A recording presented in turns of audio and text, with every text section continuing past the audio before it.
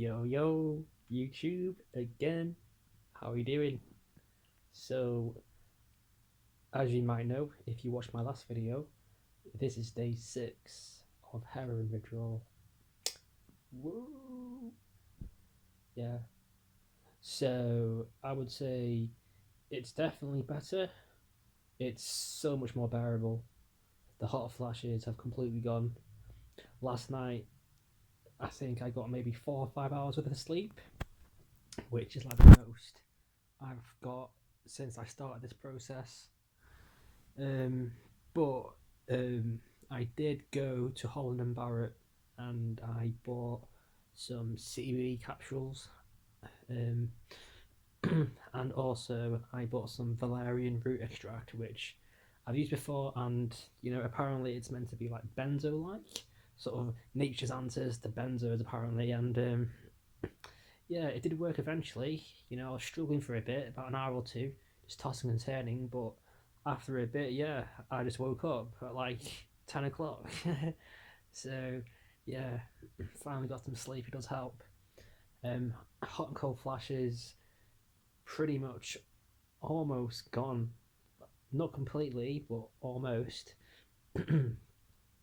And let me think. The symptom that I have now is just achy legs.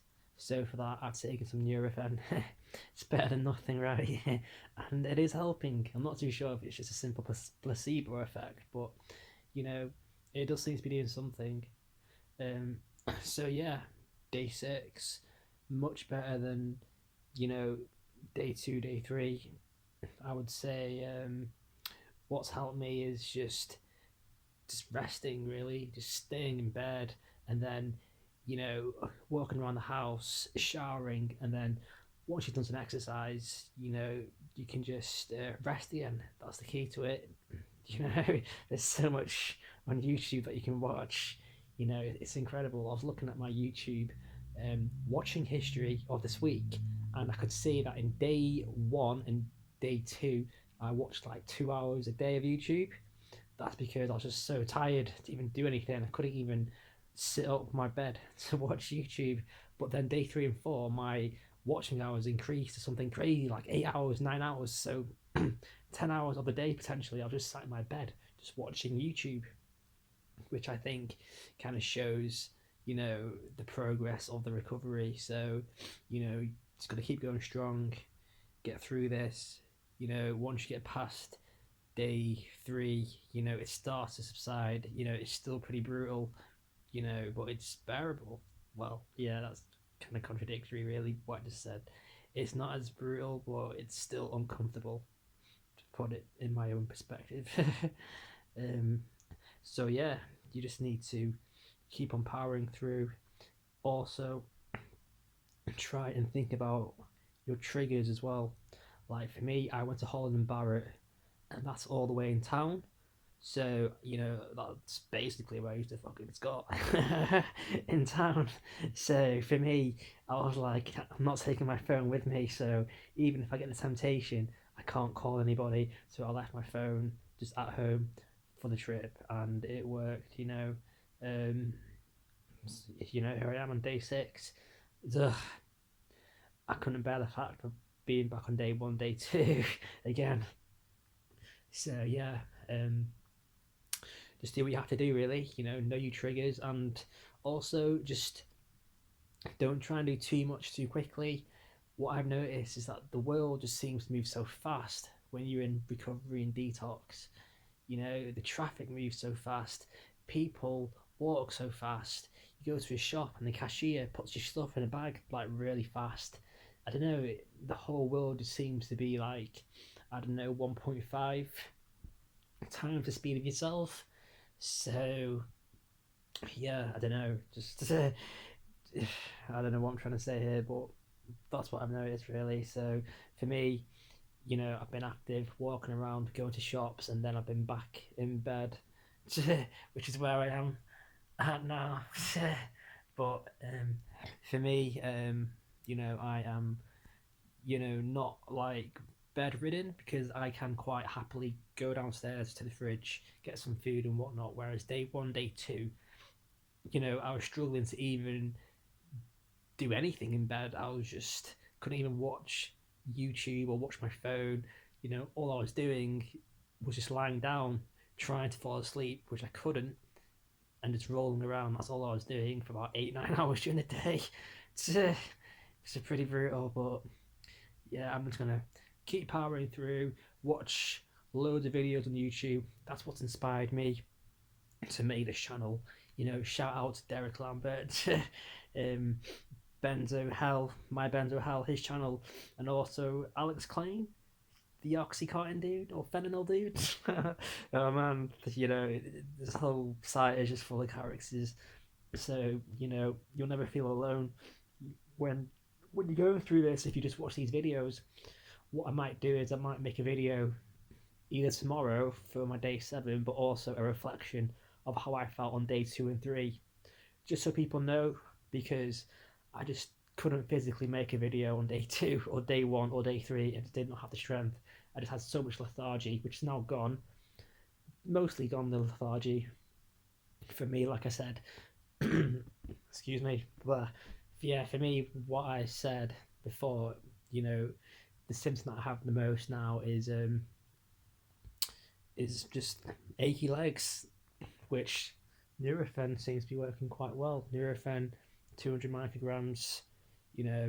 Um, Again, if you do use these things, just always try and stick to the dosages.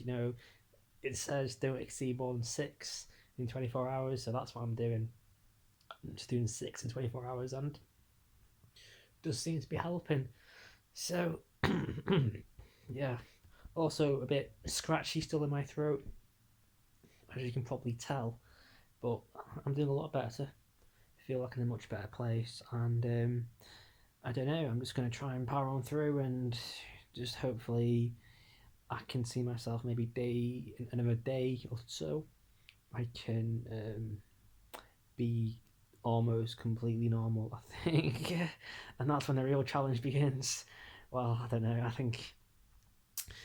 it is interesting, isn't it? Is it harder to get clean, or is it harder to stay clean? I think they're both as hard as each other, I think.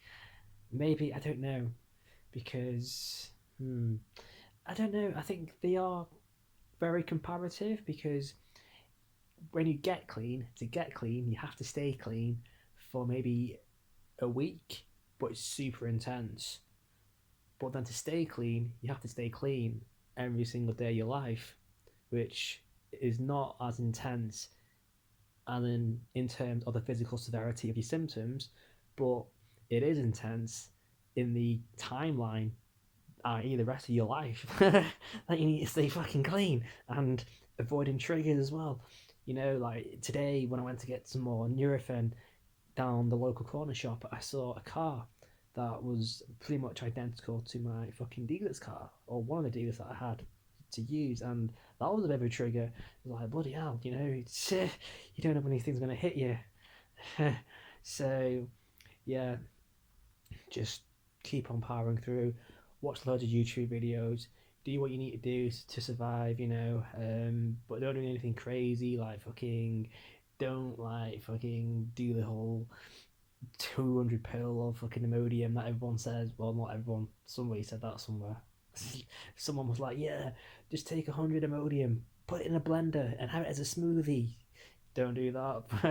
I just I don't know, I think that could be quite I don't know, detrimental to your well-being. I think it could even cause heart failure, I've heard, really, which is pretty crazy.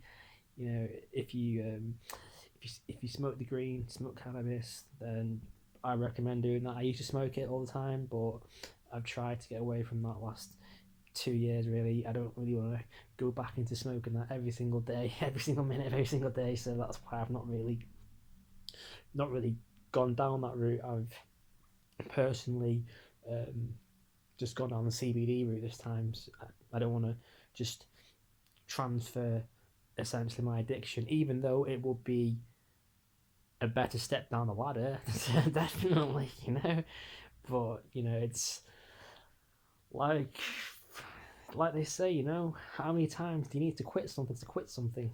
You just, if you can, then then just power on through. That would be the slogan of this detox: just power on through, and it does get better. It's not like straight up then straight down. It's like straight up to like 9 out of 10 in terms of feeling really bad, and then it slowly gets better, maybe 5%, 10% better off each day or something, just to put that into perspective for you. But yeah, keep watching YouTube videos. Make